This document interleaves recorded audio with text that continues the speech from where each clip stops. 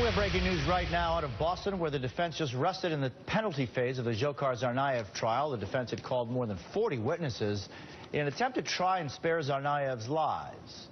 It's up to a jury now to decide the death penalty or life in prison. If he is sentenced to life, he will likely spend the rest of his days at the most restrictive prison in America, known as SUPERMAX. He would be joining the worst of the worst. Look at this rogues gallery. The Unabomber, Ted Kaczynski. Atlanta bomber Eric Rudolph, convicted al-Qaeda terrorist, as well as Oklahoma City co-conspirator Terry Nichols, just to name a few. Let's bring someone in with a unique perspective of life inside a federal prison. I'm joined now by Larry Levine, founder of Wall Street Prison Consultants. Larry, good morning. Good to see you. Good morning. Glad to be with you. Thank you. Let's talk about the SUPERMAX. What would life be like there for Tsarnaev? Well, first of all, he's going to be in semi-total isolation. It's called ADX, Administrative Maximum, and this is a no-contact facility.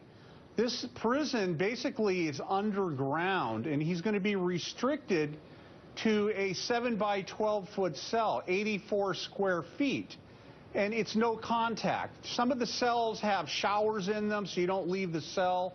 Other cells, there's like a robot shower that comes on a track, stops in front of the door. I mean, the whole place is underground. He'll probably end up in what's called H unit, and they're going to have to pipe sunlight into this guy.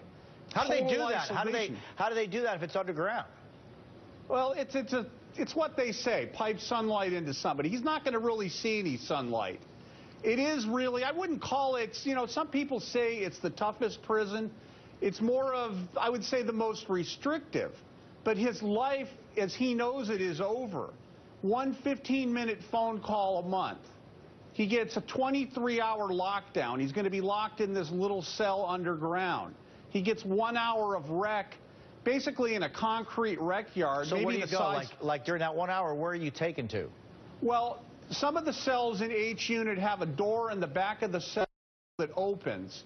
And there's like a kennel, almost like a big dog kennel behind the cell. So he goes out onto a concrete pad, and if he looks up, he may see some sunlight.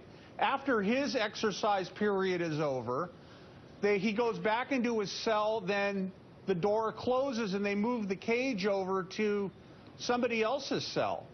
But he's going to get his mail. He's not going to get his hard copies of his mail. He's going to have to read this on a TV set.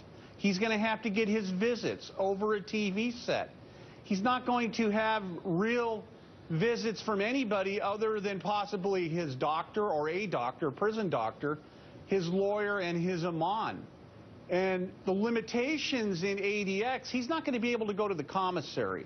When you're in a regular federal prison, you can spend about $300 a month buying all types of snack items, personal hygiene items.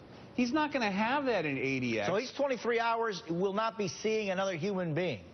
Most likely not, unless it's, like I said, doctor, lawyer, religious.